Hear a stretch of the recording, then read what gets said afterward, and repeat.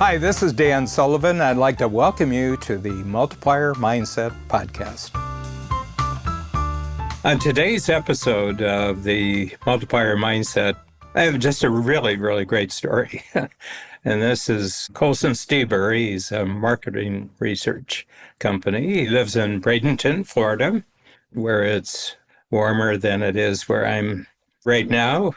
Three things really struck me about the story that he told. First of all, I want to say something that entrepreneurs are able to do what they do because they create a story for themselves. The entrepreneurial story is always a unique story. Sometimes they have a great idea and they're passionate about the great idea, and they commit themselves that whatever it's going to take, they're going to get the idea out into the world as a financial success. Okay, so that's one story. But there are the other stories when they've got a great problem to solve. And Colson had a really great problem to solve. He was part of his father's company, which was teetering on the cliff. Literally, I mean, he tells the story of what's happened since 2022, when he joined Strategic Coach, which I find very gratifying. One, that he succeeded for a period of 4 years before he ever got there. He had to turn everything around. So this was pure courage. It was commitment, courage, and then he gained the capability. So this is how all entrepreneurial change happens in the world.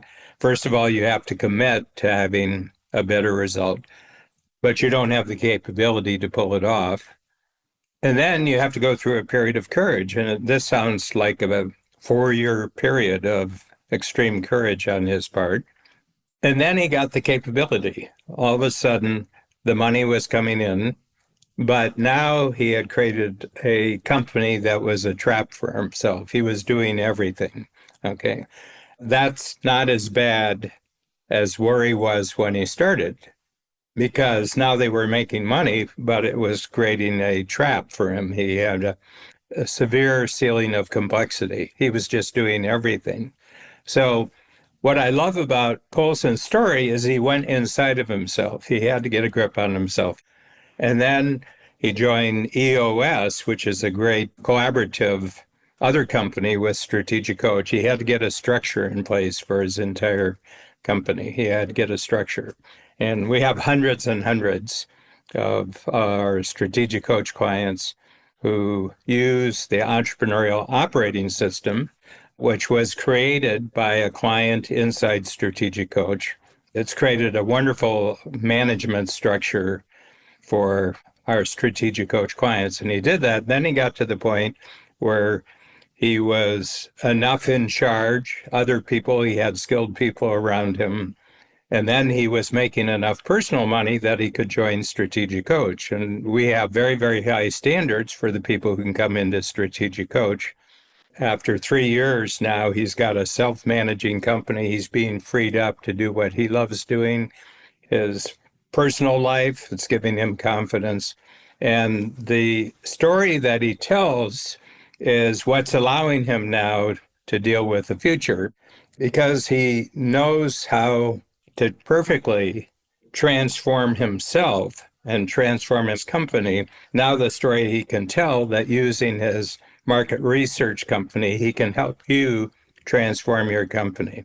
So this is a marvelous story, and I just want to thank Colson so much for sharing it with us and with you. I'm Colson Steber, founder and co-CEO at Clarity Access. My own personal mantra is relentless intentional action. I work to show up with that every single day. The business that I run exists for companies that need to make a big commitment to get clarity through the questions that we ask. We're a market research firm doing that strategic consulting work. I've been a member of Coach. This is my 4th year in the program. I consider myself like a Dan Sullivan disciple for the last 7 years. Post-college trajectory being completely lost as to what I wanted to do, but loved the idea of the thought of being entirely responsible for my own future and wanting to find a way to own my own business. Got talked into coming to work for what was at the time my father's business. Went through that 20s of signing myself up for the life trajectory that made sense, where I moved 3 times. My girlfriend became my wife with 2 kids and a house, and we bought the business all in the 5 years directly post grad school. And I was like very much trying to live up to what I had this idea of how I would get to success extremely quickly. As I reflect back from the point that I am now, I realized that I was always an entrepreneur because I innately believed in like the least risky thing to do in the world was to bet on myself. I knew that I wanted that autonomy and the ability to make my own impact. And I had finished grad school, was teaching and still working at restaurants, but was largely disillusioned towards life. And my then girlfriend and I came to work at what at the time was my father's business, which became my path and channel into market research. At the time, he owned a company providing services that largely have become irrelevant because of how much technology has changed the business model of delivering services in the data and analytics world. But it became this outlet where I was immediately trusted. And while in life, I'm going through this epic journey of have a kid, get married, buy a house, have another kid, do all the things, I'm at the same time was trusted very early on, but my dad was very much already at the point because he was that small business entrepreneur where like all of the decisions ran through him. He had, grinded himself down over 20 years of being the centralized person in charge of everything. And I just had this, audacity to believe that there had to be a better way. And so there was tons of conflict between us that then turned itself back around into myself and the guy who had been his right-hand man for 15 years actually buying out the business that was in a very precarious position because the biggest customer was over 2/3 of the revenue. There was an extreme reliance on revenue from like ways of doing research that were no longer the predominant way research was being done anymore. And at 26 years old, having bought the business, knowing I was ignorant, I had to intensely study and figure out like, what is it? How are we going to matter in this market? And what is it that we're going to do that's going to make a difference? Of course, had to focus my energy on relationship and sales. And that starts to carve a path as to like, how am I going to develop a point of view of who we are that's going to connect back to my own sense of purpose and have kind of my consciousness grow such that I can actually expand my thinking, expand the business, and find that path forward. So I look at my entrepreneurial journey so far over the last decade as in 3 unique sessions. The first 3 years would be the gauntlet of the living hell of the hustle of survival and nearly being at the brink of bankruptcy and figuring out, how do I cover financial management, as well as having to be the primary driver of sales and relationships and not having a model in my mind as to what it meant to be a leader and manager. And so kind of defaulting into that element of like, I'm just going to control absolutely everything. But if there's any modicum of success, which there was out of the intensity that I brought to everything, where the company basically doubled in size over that period of time, and I was selling, over half of the projects that we were bringing in, and there was really no manager to the project managers. So I'm like having to relay everything. I just every single year was stuck in that grind of thinking there's no way I could possibly work more, only to turn around in the next year somehow find a way to do so because I'm stuck in that loop. And I definitely hit just an obscene low point, right? Because our third child was born in 2018. I was absolutely not showing up as a father because I was coping with the 70 to 80 hours of work by turning around on Friday night and drowning in a bottle of whiskey and then like just waking up and having to do it back all over again. I hated who I was as a father. I hated who I was as a leader. I couldn't stand the business that was apparently the embodiment of my success. I had just turned 30 years old, and I really would have gladly felt like at the time I would just like erase all of what I had achieved in my 20s, despite every external measure having been met. So I just committed at that time to the idea that I needed to invest in more reading on leadership, more commitment to how do I create awakening in my life, and commit to learning and building a meditation practice. And then I had to find community. And so I joined Entrepreneurs Organization and got into and started following Dan Sullivan and reading everything to do with strategic coach that was available to me as an outsider. Like that would set a new course. And so in 2019 landed on, I'm going to utilize this incredible niche of niches inside of the market research world that is the fact that we understand agriculture audiences and have access to relationships with them and know how to get that work done, to create an agriculture specific brand, and launched as Ag Access, started selling it. And then in 2020, when the pandemic hit, increased my commitment to, if the whole world's going to go down, I'm going to go up, and committed to the exact same morning routine every single day, went entirely sober, and launched Ag Access as a brand and business. And then that is what opened up the financial freedom, because it was a unique offering that was an actual sweet spot in the market that suddenly people could find us for. We did just over $2 million of new revenue with new customers over the next 12 months, which is like an astronomically challenging thing to figure out, but we had already adopted EOS. And then that was when we turned around and I was like, okay, now I get to go join Strategic Coach. And, you know, the first session of Strategic Coach, I was already fairly nuts for how do I manage my time, but I brought in the structure of how I'm going to do so and made a commitment to what I would get to within 3 years around how many free days I would have and what financial freedom looked like for me as an individual in terms of how I would show up as a father. And in that meeting, finally made the commitment to, I am going to hire an assistant. So now I would say that middle phase would be that 2019 to 2020, where like, I've got to figure this out. There has to be a better way. And just accepting that like the world absolutely doesn't see things the way that I do. But if I will embrace what I am uniquely good at, and I love to study and get into these topics, that I will be able to find the way through and build the culture of a company that I actually want to be a part of. I want to be super, super proud of the confidence that we're building within our team members on a daily basis.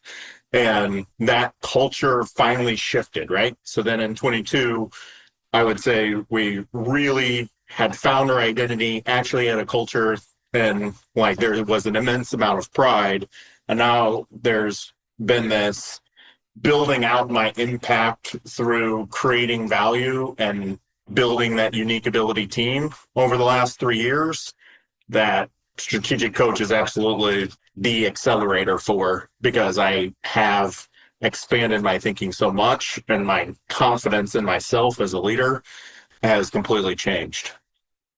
We built our culture off of my point of view that the creative act for me is in my presence of how I show up to work, and I want that to show back up. And so if you were to look back into our proven process as well as our purpose as an organization to that why, it ties very much back into Dan's 4Cs and how we build confidence, because that is what clarity access is, right? Is that we're going to get to clarity by building the confidence in understanding the questions that need to be asked to the market in order to make the big commitment.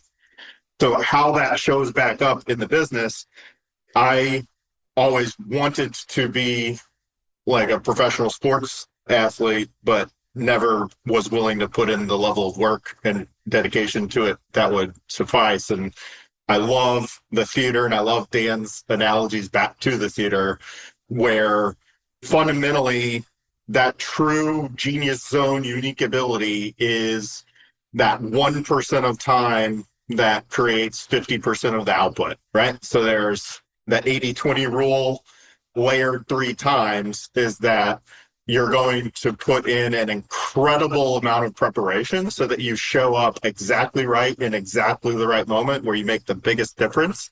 And that then reflects back into how unique the work is that you're doing and the impact that you have. It grows exponentially because of how simple it is, but how narrowly focused it has become. And so that is, how do I build systems that create a set of practices that is very much born out of utilizing the tools every single day? How do I bring like true alignment back to real unique ability teamwork so that every 90 days, every single person is actually living in the game, experiencing confidence and progress in the skills that they're building, and enjoying the hell out of their job, right? And certainly last year, I heard it over and over and over again, because I do these training video series on the tools that my team then is required to watch. And so we have 52 employees right now. They all watch it. They're generally like anywhere from 1 hour to 2 hours, split up into like 8-minute videos of me training on something, and then they all watch it, and then they have to set 30 minutes to meet with me to talk about it. And so I have those regular conversations where I'm actually directly involved. But at this point, right, like I have a team of 7 leaders and managers that like have truly developed into that executive leadership team and lead and manage the way that I want us to. And so you see people come in, be part of our organizations. I think one of the greatest feelings is that most of the exits from our organization are extremely healthy, where we're either reaching the conclusion with them that it's not their unique ability to do the work that the business needs them to fulfill, or they're moving on to something bigger and better that's aligned to their freedom and their goals, and we're actually supporting them in having built that. And then you see at this point, everyone that comes to work for us is directly referred in by someone that already works here because they want other people to be part of that culture. And you have the confluence of all the practices that are in place, how we're recognizing people, what we're doing actually gels together to where it's like, it feels like we have so much momentum. And yet right now, as it sits, our industry has been way down this year. So the fact that we're up slightly means we're like in the winner circle because we're beating the market. It just doesn't feel like that because, of course, our aspirations and goals, because as an entrepreneur, I'm always killing myself with the timelines, as Dan says, that I want it to be all happening now, right? I want the inside of this business over the next decade to realize the 10x future of where we were, 3 years ago when I was working on what that future looked like through my work and thinking during Coach. So as it sits now, there's always levels to the mindset that you get to. And I am extremely committed to raising my own standard for myself. And in 2025, in what is, for all intents and purposes outside of business, easily the hardest, most challenging time of my life so far. So deep connection to who I am and how do I be at peace with myself and my own response, and trust myself and maintain that confidence in the gains that I am making, so that like kind of barreling towards an uncertain future is something that I can regularly connect back to how excited I am to make that future happen. And the relationships, friends, community that I've built up over the 4 years in coach, and then the opportunity to force myself to, like, next week, I'll take that pause, and I've been spending an inordinate amount of time in thinking time, but mostly a lot recently seeking out spiritual guidance and how do I manage my own energy. And that bridge where strategic coach gets me thinking about the right things at the right time and relating it back to my relationship with the business and how I really raise that standard and, talk about it such that it makes a difference in how I actually execute in that somewhat grandiose vision and culture that I want to continue to foster and grow, is exactly like there's incredible intangible value that comes back out of taking the time to do that on a quarterly basis and show up to coach.